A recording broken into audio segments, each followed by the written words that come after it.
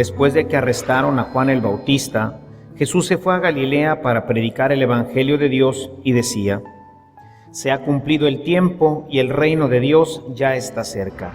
Arrepiéntanse y crean en el Evangelio.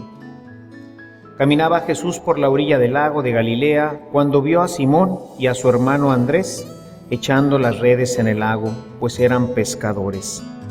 Jesús les dijo: síganme y haré de ustedes pescadores de hombres. Inmediatamente dejaron las redes y lo siguieron. Un poco más adelante vio a Santiago y a Juan, hijos de Zebedeo, que estaban en una barca remendando sus redes. Los llamó y ellos, dejando en la barca a su padre con los trabajadores, se fueron con Jesús.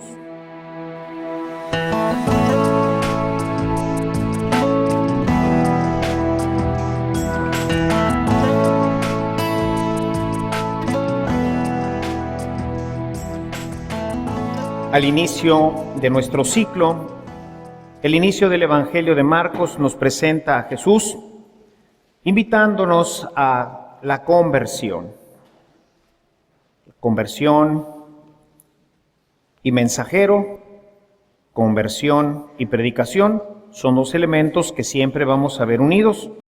Vamos a encontrar como en el texto hoy de Jonás, en el texto que hoy escuchamos de Jonás, está este llamado también que le hace el Señor a Jonás para que vaya a predicar a Nínive. Y en Nínive vemos que la predicación de Jonás tuvo un impacto importante y hubo una transformación en la vida de los ninivitas a tal punto que Dios se arrepintió de castigar a Nínive como lo había pensado. El texto que hoy escuchamos del evangelista invita también a la conversión. Y por eso está ligada la conversión con el llamado a los apóstoles. Esta conversión tiene que ser algo visible. Arrepiéntanse y crean en el Evangelio, dice Jesús el día de hoy. Yo quisiera hoy revisar con ustedes este tema de la conversión. Todos nosotros, los que estamos hoy aquí, muchos que ya han ido caminando pues un tiempo importante con la comunidad, valdría la pena que hoy revisáramos nuevamente este tema, porque tendemos naturalmente a quedarnos con una conversión intelectual, en donde lo único que cambia pues a veces es algunas ideas que no llegan a concretarse en actitudes o que no llegan a concretarse en acciones. Y lo importante es que haya un cambio, como ocurrió en la ciudad de Nínive. El comportamiento de los ninivitas cambió radicalmente al punto de que Dios dejó de pensar en castigarlos. ¿Qué tanto nosotros hemos ido caminando en esta transformación de nuestra vida? La transformación de nuestra vida, hermanos, tiene que ser algo notorio, no algo que solamente Dios ve. Si verdaderamente hubo un cambio en nosotros, si realmente nosotros, después de este tiempo que tenemos de caminar en el Señor, no ha habido un cambio, pues entonces quizás nos estemos engañando. El demonio tiende a engañarnos, haciéndonos pensar que ya hemos hecho cambios en nuestra vida y pues a la mera hora, pues ni cuenta se da la gente. La esposa sigue pensando y sintiendo lo mismo del esposo, el esposo sigue viendo y le parece que las cosas de la esposa pues tampoco han cambiado, a pesar de que ahora viene a misa y está en el curso de Biblia y está en no sé qué tantos cursos, y resulta que la vida dentro de la casa parecería que es la misma. Siguen los pleitos, gritos, sombrerazos, como dice por ahí el refrán mexicano. Las cosas no cambian, la raza que viene pues a los grupos, que va a retiros, y luego pues en la casa le dicen: oye, pues ¿qué te dicen allá en la iglesia? Porque pues aquí en la casa todo parece lo mismo. Tus actitudes para conmigo, diría el papá o la mamá, tus actitudes para con nosotros siguen siendo las mismas. ¿Qué pasa? El esposo a la esposa, los hijos a los padres, los hijos que tienen al papá que ahora es ministro extraordinario de la comunión y que está metido no sé qué apostolados, y como quiera sigue siendo un gruñón, un gritón, un desesperado. Dice uno: bueno, a ver, ¿qué está pasando? La conversión es algo que se nota, es algo que los demás pueden percibir. De manera que decimos, esta persona está cambiando. Ciertamente es un proceso, no podemos esperar que los muchachos que acaban de ir ahorita al retiro, pues mañana ya sean santos, ¿verdad?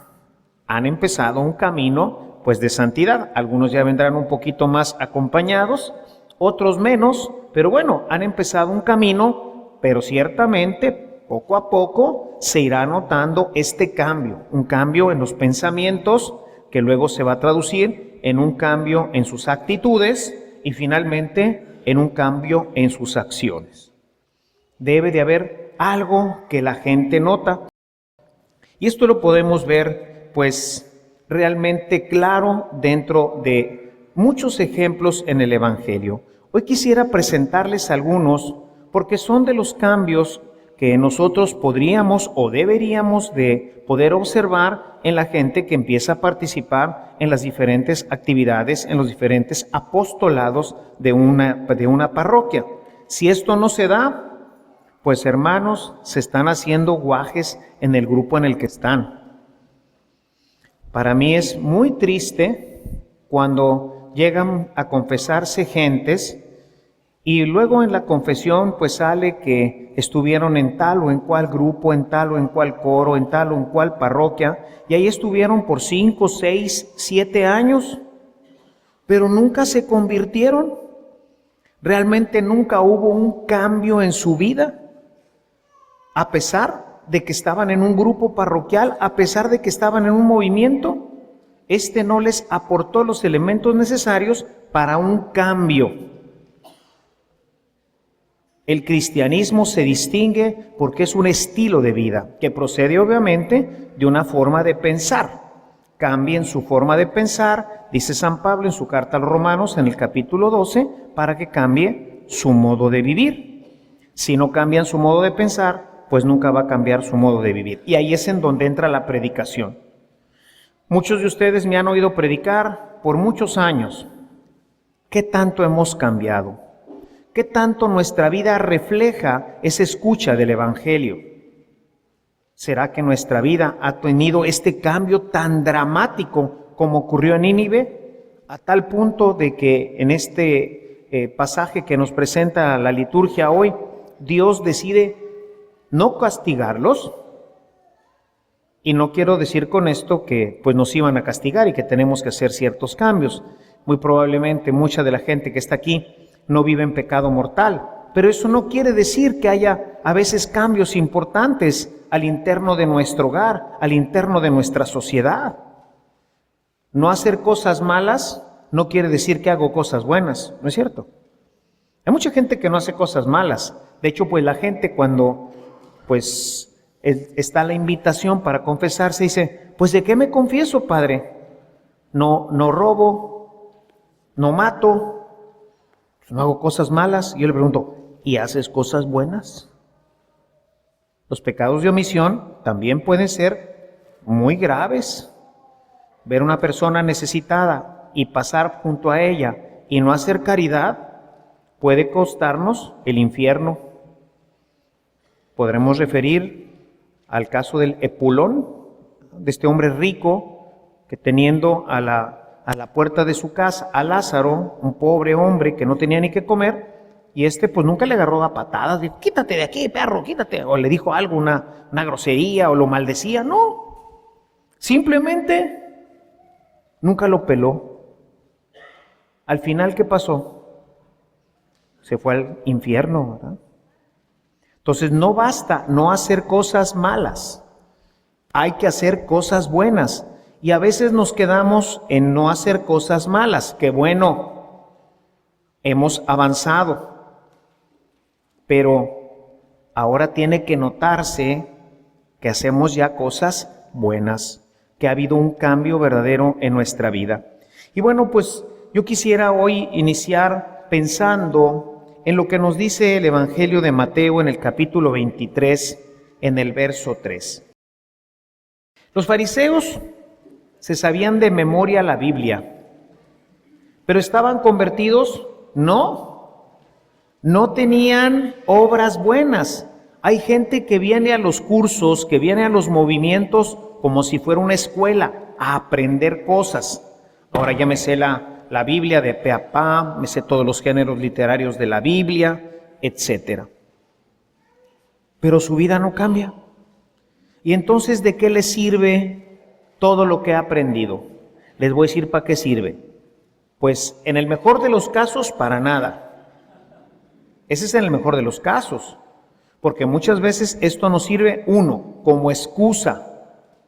Y entonces, como ya conocemos un poco la Biblia, vamos buscando la forma de sacarle la vuelta a las partes que me incomodan. Y entonces vamos burlando fácilmente la Biblia. Un buen biblista dice, no, bueno, esto sí, pero es que el género, este es un género literario. Y vamos inventando un montón de cosas con tal de no cumplir lo que Dios nos pide, sobre todo cuando se ponen las cosas difíciles. Cuando te peguen en una mejilla, ponle la otra. Oh, esto debe de ser un ejemplo que Jesús puso, etcétera, etcétera, y según el autor y el teólogo y el biblista y no sé quién más, pues la verdad es que no es así. Ah, chivas. Entonces, en el mejor de los casos no me sirve para nada, pero a veces me sirve para excusarme. O si no, me sirve para ensoberbecerme. Y entonces cuando sacan un tema, no, permíteme, tú estás mal. Porque san no sé quién y san no sé cuánto y según el teólogo fulano y mangano, esto es así. Y tú no estás bien, yo soy el que tengo razón porque yo ya estudié en la escuela de Biblia. ¿Para qué le sirvió? Es el caso de los fariseos. Ellos vivían de una manera desordenada. En este capítulo 23 de Mateo, en el verso 3,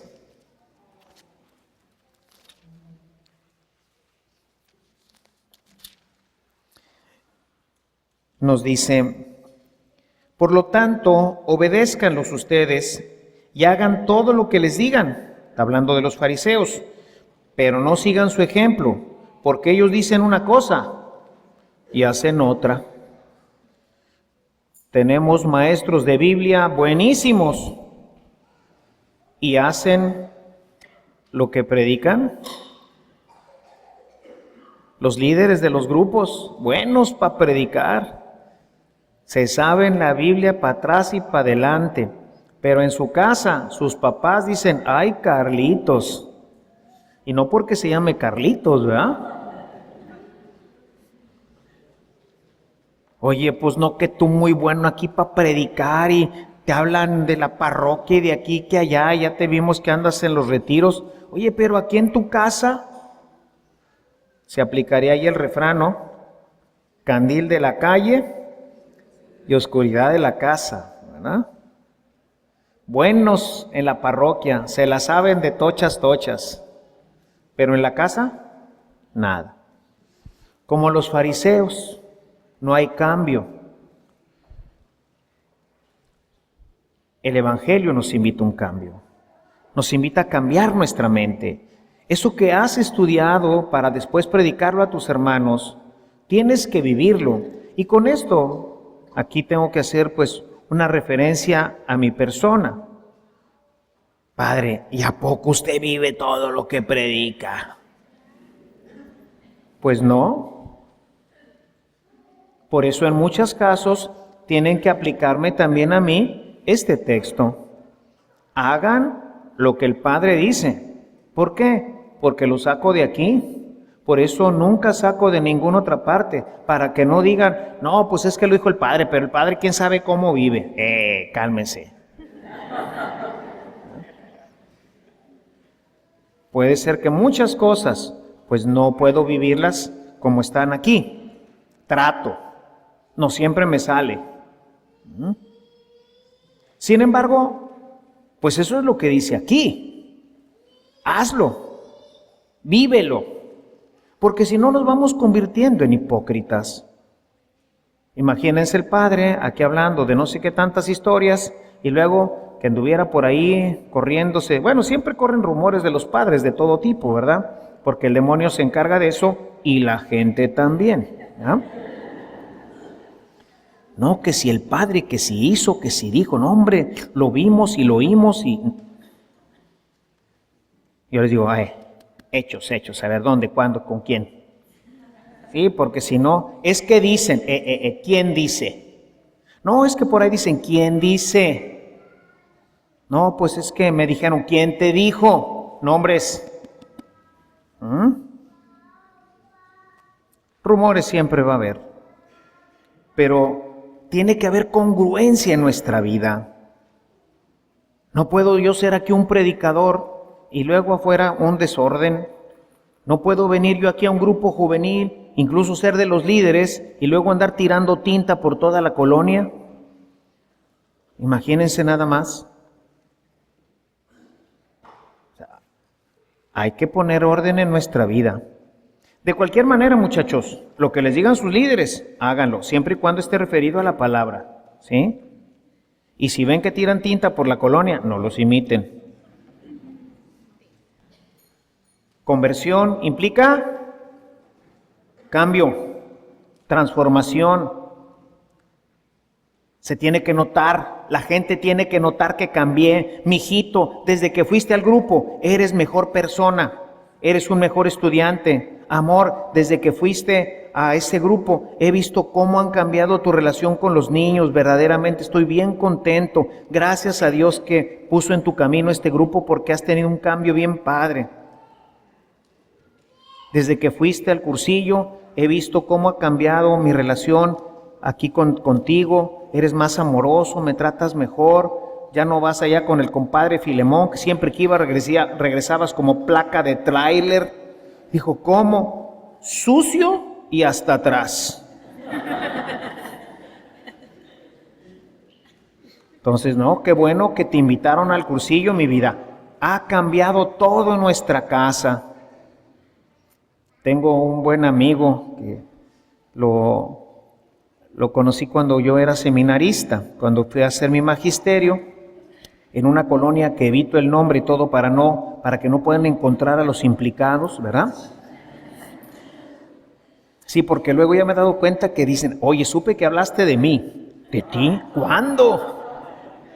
Pero es que todo puede ser usado en una homilía, todo. No me den argumentos. Pues este amigo, que después vino a ser un gran amigo, su esposa es la que venía a la celebración. Yo en ese tiempo era seminarista, así que iba a ser una celebración a la colonia. Y entonces, pues ahí una señora me decía, padre, porque pues ya saben que uno se pone la sotana y ya es padre, ¿verdad? Aunque no llegue ni a sacristán, pero ya es padre. Padre, es que, pues, mi esposo toma mucho, siempre tenemos muchos problemas nosotros. Es bien, cuando está sobrio, es bien buena persona, pero yo creo que pasa como 2 horas diarias sobrio. Esas 2 horas es buena onda, pero las demás 22, ay Carlitos, batallamos todos en la casa, porque llega y le digo, ore por él, ore por él. En ese tiempo iba a haber un cursillo, faltaban como unos 2 o 3 meses. A ver, deme el nombre de su esposo. Vamos a invitarlo a un cursillo. No, hombre, padre, ya lo he invitado, pero no quiere. Es que usted no conoce a mi marido. Pues no, y así cuando esté borracho, menos. Pero ¿qué le parece? Le voy a hacer una propuesta. Empiece a rezar el rosario todos los días desde hoy y vamos a pedir que él acepte ir. ¿Qué le parece? Juegue el pollo. Pues empezamos a rezar, ella y yo el rosario por este buen amigo. Y todos los días, ¿verdad? Te pedimos por fulano de tal para que entre al aro y pueda ir al cursillo. Pues yo llené la solicitud, lo aceptaron y entonces pues le dijo su esposa, yo ni lo conocía, y le dijo, oye, pues fíjate que hay la posibilidad de ir a un cursillo, no sé si quieras hablar con el padre, él te está invitando. Y entonces, bueno, sí que venga a verme. Órale, pues ahí voy, ¿no? Oye, pues fíjate que hay esta cosa y sería bien bonito, son 4 días a todo dar, vas a ver y vas a conocer a Dios y todo. Y aceptó y se fue al cursillo, ¿no? Oigan, pues regresó otra persona. Otra persona. Empezó a ir a la capilla. Él se dedicaba a trabajar el aluminio. Le construyó un sagrario al Señor de cristal y de aluminio, bien bonito. Empezó a ayudarnos en todo, allí en la parroquia. Toda la gente que lo conocía dijeron, lo cambiaron. Al punto de que una señora llegó y me dijo, padre, ¿qué le hizo a Mario? Necesito que se lo haga mi esposo también. Se notaba, hubo un cambio que toda la colonia se dio cuenta que esta persona que era como el Juan Charrasqueado, parrandero, mujeriego y jugador, pues cambió y toda la colonia se dio cuenta. Les digo que una señora me dijo, ¿qué le hizo a Mario? Hágaselo a mi esposo también. Le dije, pues empiécele a rezar, va a haber otro cursillo, todos los días el Santo Rosario.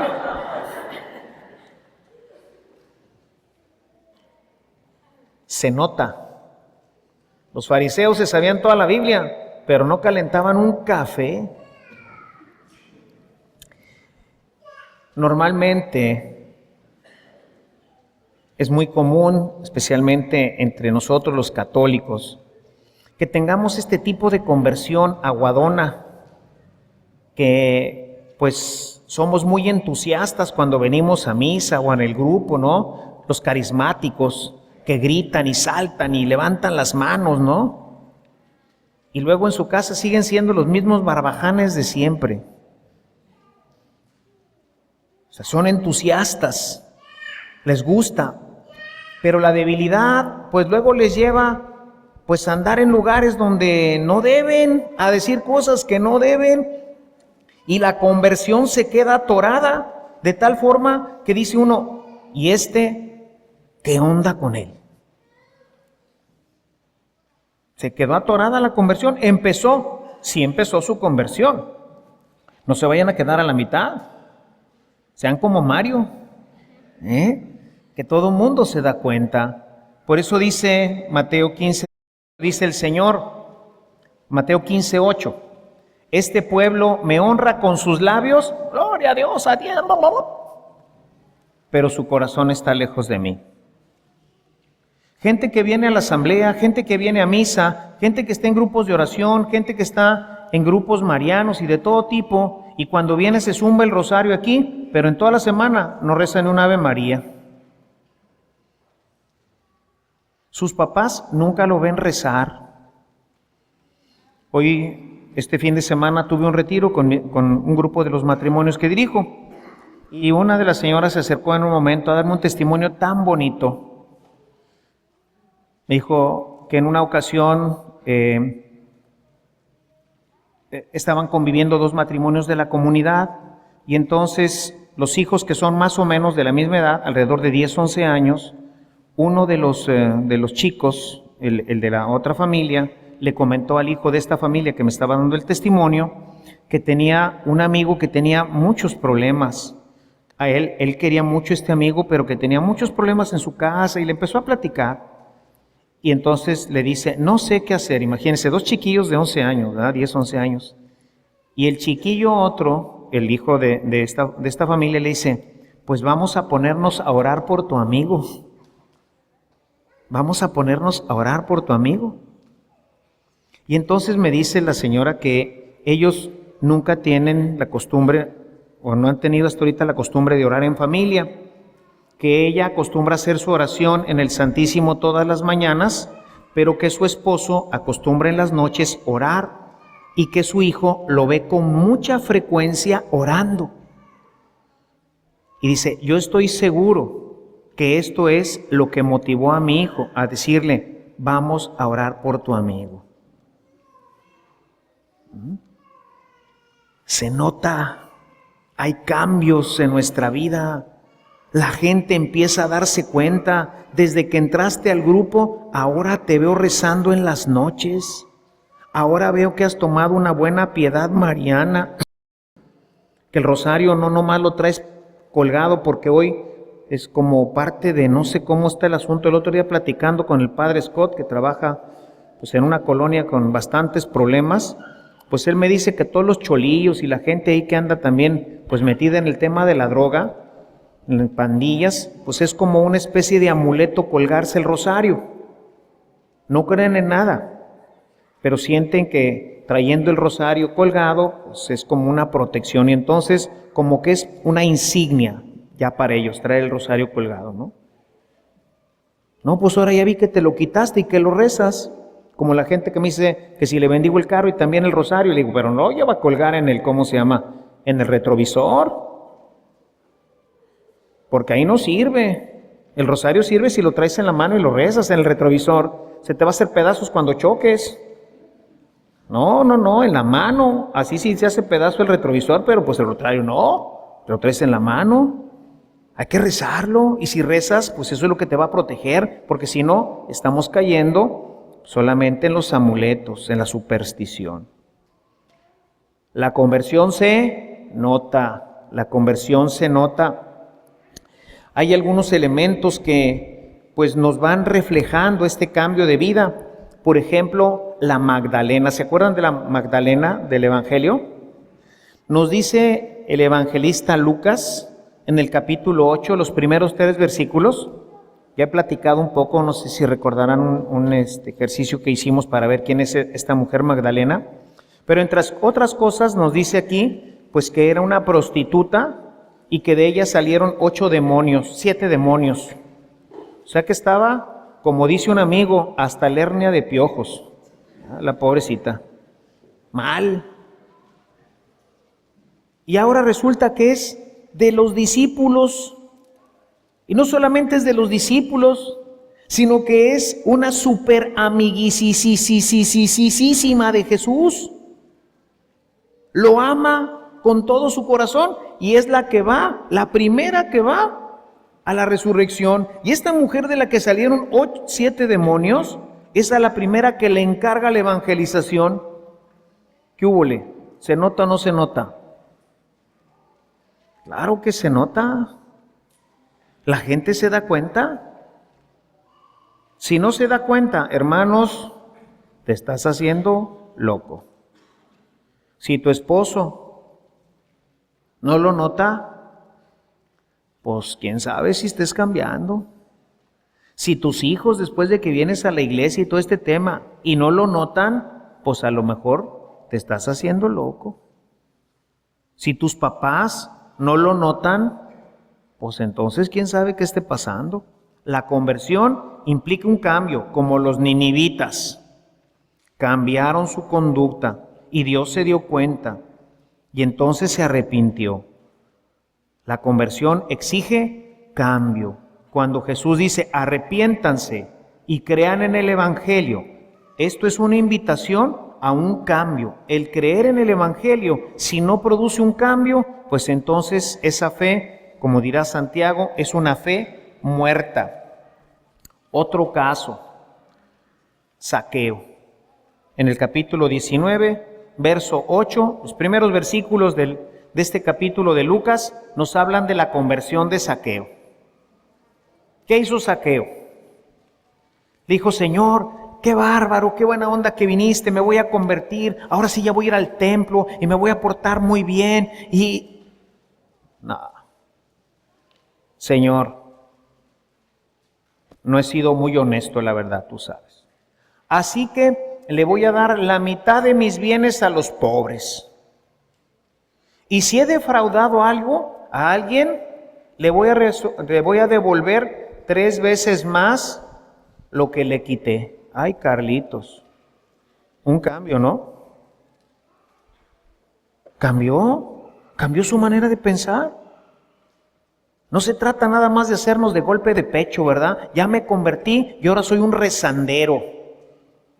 Jesús no quiere rezanderos, qué bueno que oremos. El Señor quiere que el Evangelio toque tu mente para que de ahí baje a tu corazón y desde tu corazón a tu vida, que se note, Señor, voy a repartir la mitad de mis bienes en los pobres. Un cambio. una persona que se dedicaba a robar, que transaba al que se podía, era un cobrador de impuestos, y estos cuates, igual que sucede ahora, pues ven de dónde pepenan, ¿verdad? Así que voy a dar la mitad a los pobres y le voy a resarcir a quien le haya yo robado, a quien le haya quitado yo injustamente. Hay un cambio en la vida. ¿Cómo está tu vida, hermano? Hay cambios serios en tu vida. La palabra que escuchas todos los domingos produce efecto en tu corazón, produce efecto en tu vida. La gente con la que vives lo nota. Has empezado a hacer cambios importantes. El Espíritu Santo te ha llevado a cambiar tu vida. Eso es de lo que se trata el Evangelio, de un cambio. Arrepiéntanse y crean en el Evangelio, pero esto tiene que traducirse en hechos. Por eso la liturgia pone al mismo tiempo que el Evangelio de Marcos en este capítulo lo pone en concordancia con el de Nínive, para que veas que esta conversión tiene que ver con un cambio. Y no nada más, ahorita que vamos a empezar a escuchar nuevamente la palabra de Dios durante todo este ciclo, pues nada más vengamos aquí. Qué bonito predica el Padre. Está muy padre este rollo. Ya hasta me gustó leer la Biblia. ¿Y en tu casa? ¿Y tu relación con la esposa? ¿Y con los hijos? ¿Y con los padres? ¿Y con los vecinos? ¿Qué húbole? La conversión implica un cambio. Voy a dar la mitad de mis bienes a los pobres. Él porque pues era tranza. A lo mejor nosotros no tenemos ese problema. Podemos tener otro problema. Y por eso quise poner algunos otros problemas. Por ejemplo, el caso de Pablo. Pablo era un super fariseo, se sabía la Biblia de pe a pa. Y no solamente se la sabía, sino que la vivía. Era, dice, un fariseo ejemplar. Cuando Jesús se encuentra con el chico aquel o con el joven, depende del evangelio que leamos, el joven rico que le llamamos, cuando le dice, cumple los mandamientos, ¿qué le responde? Desde pequeño, he cumplido todo. Ay, Carlitos, ya quisiéramos nosotros poder decir eso, ¿no? No, Señor, desde pequeño he cumplido todo lo que dice la ley. Hombre, pues está bien difícil. Bueno, pues este tipo sí lo había hecho. Así era Pablo, un fariseo, pero cumplidor perfecto de la ley. Pero no entendía absolutamente nada de qué se trataba el tema de la vida que Dios les había revelado en la Escritura, y entonces se dedicaba a perseguir a los cristianos. Imagínense cuántos crímenes, hermanos, a lo largo de la historia por causa de la religión. Protestantes matando católicos, católicos matando protestantes, musulmanes matando a todos los que no son musulmanes. Imagínense, en nombre de Dios, pues no has entendido un cabo. Hay que cambiar. El Evangelio nos invita a un cambio. Imagínense todas las terribles cosas que hicimos en la iglesia. El Papa Juan Pablo II, cuando íbamos a cruzar el milenio, hizo uno de los actos más hermosos y tremendos, al menos que a mí me impactó tremendamente, cuando se puso de rodillas delante de un Cristo y pidió perdón a toda la humanidad delante del Cristo por los crímenes cometidos por la iglesia. Imagínense ustedes. Reconocer públicamente no hemos sido fieles al Señor. Todas esas barbaridades que hicimos en la Edad Media con la Inquisición, en esas cacerías de brujas en donde se llevaron de encuentro a no sé cuánta gente torturada porque no iba a misa. Le vamos a dar 40 azotes aquí en la plaza porque no vino a misa. Vamos a agarrar, usted vino a misa. No vino, órale, véngase para acá, señorita. Ahí, vénganse todos, vamos para que vean. Y entonces todos íbamos a ver cómo le dan 40 azotes aquí a la señorita, porque la semana pasada no vino a misa. Para que vuelvas a venir a misa. Queremos salvarte. Si no vienes a misa, te vas a ir al infierno. Te estamos ayudando. Ay, amor, ya no me quieras tanto, diría Pedro Infante, ¿verdad? Pues no la mueles, o sea, ¿cómo? Para que vengas a misa, véngase, bañao. Y eso porque no había venido a misa, pero si había cometido alguna cosa peor, tortura, ¿verdad? Cosas terribles en el nombre de Dios. Así estaba el buen Pablito, matando cristianitos en el nombre de Dios. ¿Sí? Y a veces nosotros nos excedemos también. A lo mejor nosotros no andamos matando cristianos, ni andamos matando protestantes. Quizás no los matamos, pero ¿cómo los tratamos? ¿Cómo tratamos de repente cuando un hijo, pues, por situaciones que ahorita no valen la pena ni meterse, pues, un día le dice al papá, pues fíjate que soy gay, ¿verdad? Y el papá quiere matarlo y agarrarlo a golpes y morderlo del pescuezo y de las orejas y de todas partes, ¿verdad? O la chica que regresa porque está embarazada. Bueno, eso ya es más común, eso ya ni caso le hacen, ¿verdad? Otra vez.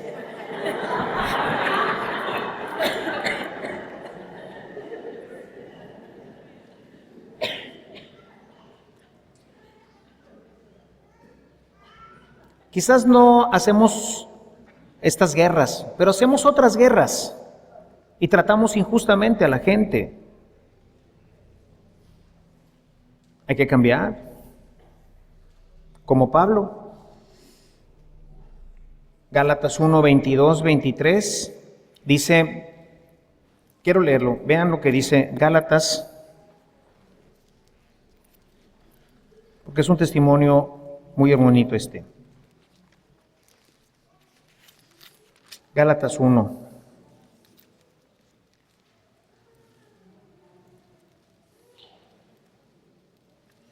Voy a leer desde el 21, dice, después me dirigí a la región de Siria y Cilicia, está dando un testimonio San Pablo.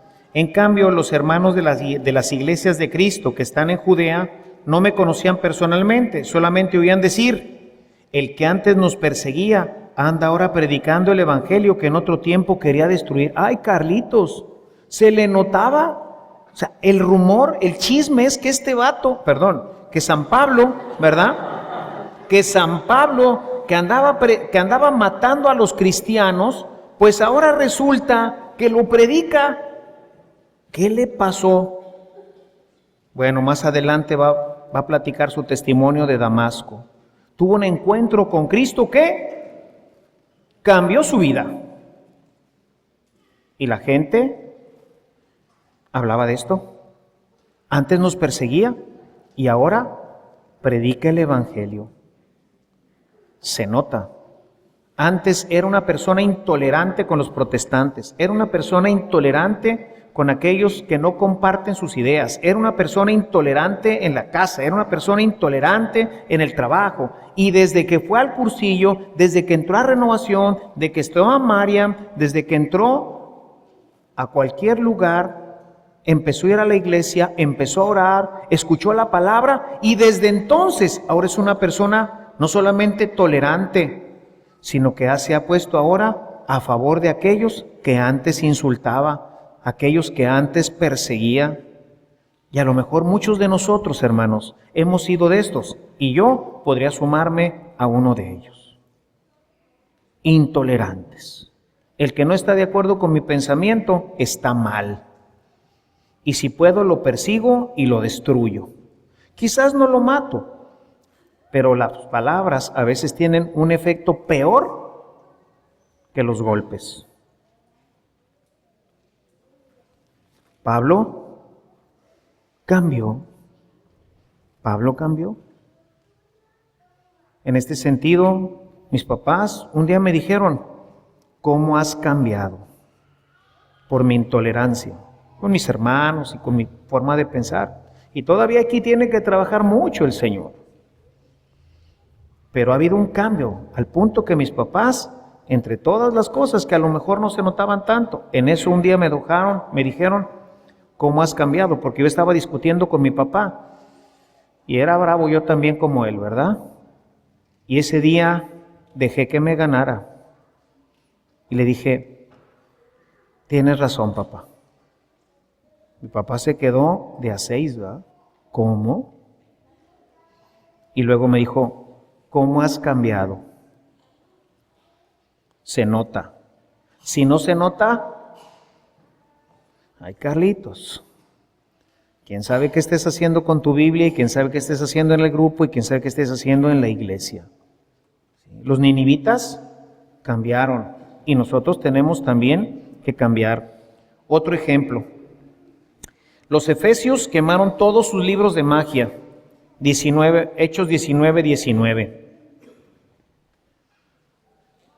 Sí entré a la renovación, sí entré al cursillo, sí entré al grupo de la parroquia, pero mi sábila no me la quiten de la puerta, porque si no, algo puede pasar aquí en la casa, ¿verdad? Sí, ya entré a la renovación y ya entré esto, pero sigo yendo a mis reuniones de constelación, porque al cabo que eso es acá un enneagrama y que no sé qué rollo y el cuento y la patada. Sí, ya entré, pero sigo usando el péndulo. Sí, ya entré, pero traigo mi patita de conejo. Sí, ya entré, pero...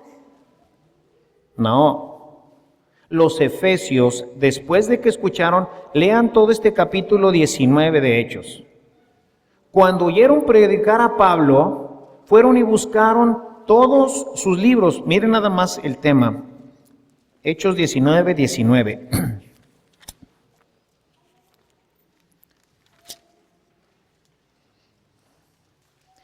Muchos que habían practicado la brujería trajeron sus libros y los quemaron en presencia de todos. Cuando se calculó el precio de aquellos libros, resultó que valían como 50,000 monedas de plata. Imagínense la lana. 50,000 monedas de plata, lo que quemaron. Y tú no quieres quemar tu patita de conejo.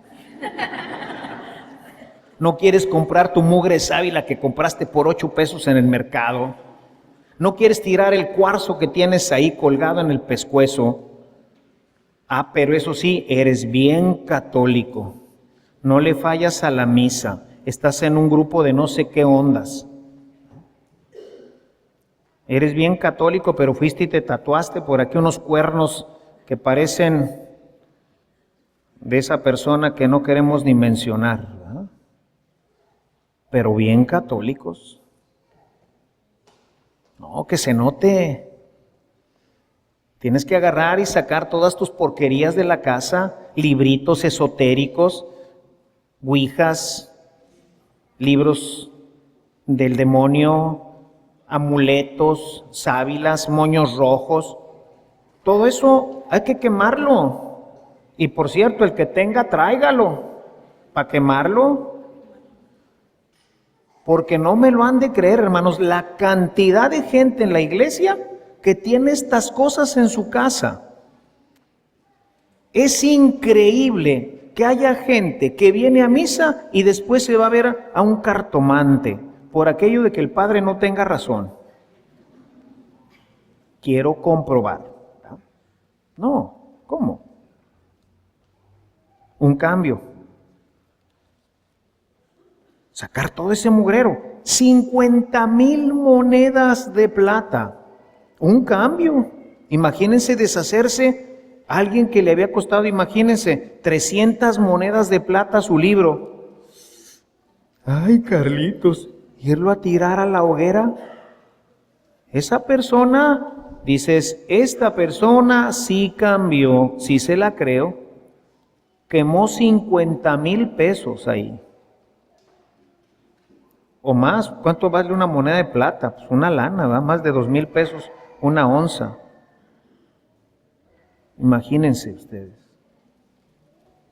Cambios en la vida, porque si no, no se entiende esto. Termino esta reflexión con una cita de Jesús en el Evangelio de Mateo, capítulo 5, verso 16. Para que viendo sus buenas obras, la gente crea. Viendo, sintiendo, oyendo. Hechos, no rollos, hechos. Si no hay cambio en mi vida, hermanos, hasta ahorita, todo esto es puro cuento. Yo los invitaría a hacer un recuento. Vamos a empezar el año a escuchar al Señor. Que esta escucha del Señor se vaya traduciendo en cambios, en actitudes, en pensamientos que me lleven a tomar acciones y situaciones que hoy vivo puedan desaparecer de mi casa, de mi empresa y de mi vecindario. Una conversión sin cambio no es conversión. Si verdaderamente el Evangelio toca mi vida, tiene que producir cambios y esos cambios se tienen que notar. Alabado sea Jesucristo.